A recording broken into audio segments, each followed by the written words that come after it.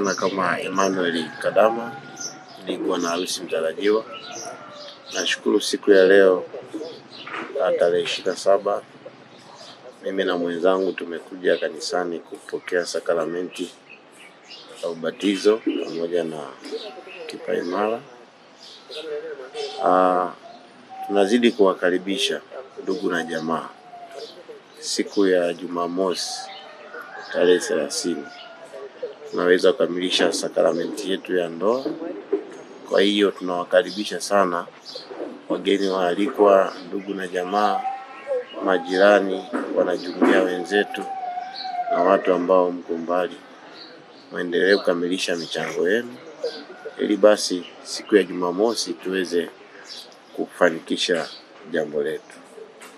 Nashukuru sana kwa niaba ya familia ya Emmanuel Kadama, tunawakaribisha.